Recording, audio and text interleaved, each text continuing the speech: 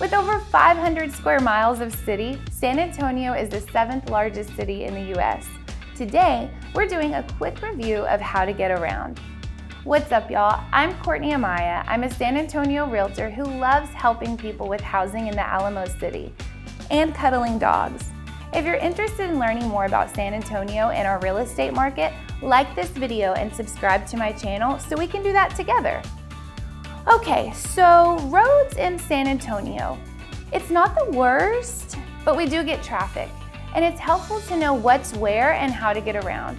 So I'm going to very briefly highlight some of the more major interstates and highways to help you understand the layout of the city. Let's go. San Antonio highway systems look like a wheel because we have two major loops around the city, I-410 and Loop 1604. 410 is considered the inner loop and 1604 the outer. If you talk to people who have lived in San Antonio for a long time, anything outside of 1604 used to be considered country living.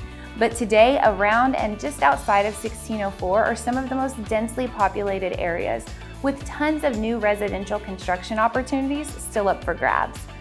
And by way of intersecting highways, San Antonio actually has another loop. Check this out.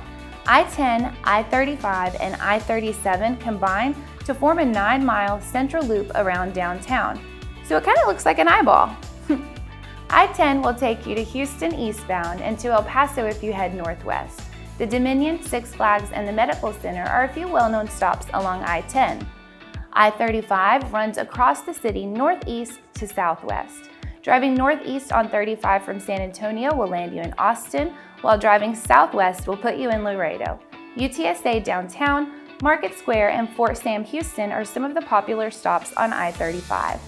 I-37 is what connects San Antonio to the Texas coast.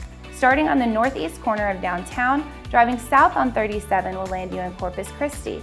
Along this highway in San Antonio, we have Brooks City Base, several San Antonio missions, the Alamo, and the Riverwalk. These are the major interstates, but there are also a few U.S. and state highways that are highly traveled and worth mention. U.S. Highway 87 is mostly concurrent with IH-10. If you're headed to Livernia or farther to Victoria, you might find yourself headed down 87. U.S. Highway 90 cuts all the way across the city, right in the middle from east to west. From downtown, headed east down 90 will land you in Seguin, while headed west you'll hit Castroville, Uvalde, and eventually Del Rio. 281 is a U.S. highway that runs from downtown north through Stone Oak, Bulverde, Spring Branch, and Canyon Lake. Headed south from downtown 281, you'll hit Pleasanton, Three Rivers, and eventually the Rio Grande Valley. U.S. Highway 181 intersects with I-37 and heads southeast, leading you to Floresville, Kennedy, and eventually Corpus Christi. If any of that was confusing, don't worry. We all have GPS on our phones, and I use mine every day showing homes.